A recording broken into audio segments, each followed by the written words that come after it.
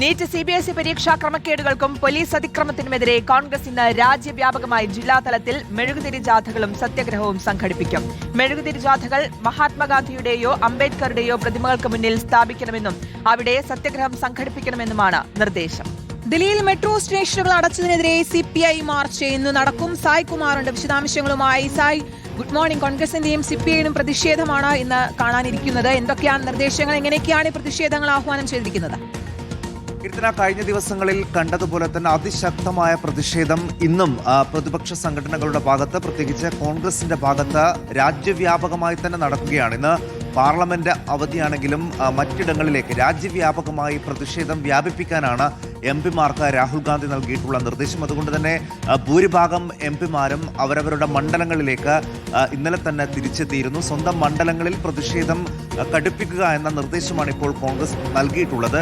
ഇന്നും നാളെയും പാർലമെന്റ് അവധിയാണ്. അതുകൊണ്ട് ഈ 2 ദിവസങ്ങളിൽ അതാത് മണ്ഡലങ്ങളിൽ പ്രതിഷേധം കടുപ്പിക്കുക എന്ന ഒരു ആലോചനയാണ് ഇപ്പോൾ പ്രത്യേകിച്ച് കോൺഗ്രസിന് ഉള്ളത്. അതുകൊണ്ട് ഇന്നും നാളെയും രാജ്യവ്യാപകമായിട്ടുള്ള വിവിധ തരത്തിലുള്ള പ്രതിഷേധത്തിനാണ് ഇപ്പോൾ കോൺഗ്രസ് പ്രഖ്യാപനം നടത്തിയിട്ടുള്ളത്. രാജ്യവ്യാപകമായി ജില്ലാ തലങ്ങളിൽ മെഴുകുതിരി ജാഥകളും സത്യാഗ്രഹ ജാഥകളും സംഘടിപ്പിക്കുക എന്നുള്ളതാണ് പ്രവർത്തകർക്കും നേതാക്കൾക്കും നൽകിയിട്ടുള്ള നിർദ്ദേശം. അത് മഹാത്മാഗാന്ധിയുടെയോ അംബേദ്കറുടെയോ പ്രതിമയ്ക്ക് മുന്നിൽ സമാപിക്കണം. അവിടെ സത്യാഗ്രഹം എന്നുള്ള രീതിയിൽ, അതായത് സമാധാനപരമായിട്ടുള്ള പ്രതിഷേധവുമായി മുന്നോട്ട് പോവുക എന്ന നിർദ്ദേശമാണ് കോൺഗ്രസ് നൽകിയിട്ടുള്ളത്. അതനുസരിച്ചുള്ള പ്രതിഷേധ പ്രകടനങ്ങൾ ഇന്ന് പലയിടങ്ങളിലായി നടക്കും. ജില്ലാ കേന്ദ്രങ്ങളിൽ മുതിർന്ന നേതാക്കൾ തന്നെ അതാത് ഇടങ്ങളിൽ ഈ പ്രതിഷേധത്തിന് നേതൃത്വം നൽകുകയും ചെയ്യും. അതോടൊപ്പം തന്നെ ദില്ലിയിലും ഇന്ന് വലിയ രീതിയിലുള്ള പ്രതിഷേധമാണ് പ്രതീക്ഷിക്കുന്നത്.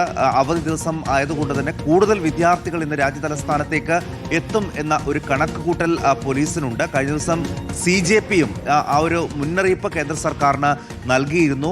നിരവധിയായിട്ടുള്ള വിദ്യാർത്ഥികൾ ഡൽഹിയിലേക്ക് എത്താൻ പോകുകയാണ്. അത് മുൻകൂട്ടി കണ്ടുകൊണ്ട് തന്നെ ഇന്നലെ മുതൽ തന്നെ വലിയ നിയന്ത്രണങ്ങൾ രാജ്യതലസ്ഥാനത്ത് ഏർപ്പെടുത്തിയിട്ടുണ്ട് എന്നാണ് മനസ്സിലാക്കുന്നത്. ഇന്ന് 7:30 മുതൽ തന്നെ മുഴുവൻ മെട്രോ സ്റ്റേഷനുകളും അടച്ച് ഫുഡ് ഡെലിവറി ആപ്പുകൾക്കടക്കം നിയന്ത്രണം ഏർപ്പെടുത്തിക്കൊണ്ട് കർശനമായിട്ടുള്ള നിയന്ത്രണം ഡൽഹിയിലും ഇപ്പോൾ തുടരുകയാണ്. മെട്രോ സ്റ്റേഷനുകൾ അടച്ചതിനെതിരെ CPIയുടെ ഒരു പ്രതിഷേധവും ഇന്നുണ്ട്. അങ്ങനെ പ്രതിഷേധ സമാനമായ ഒരു ദിവസം തന്നെയായിരിക്കും ഇന്ന്.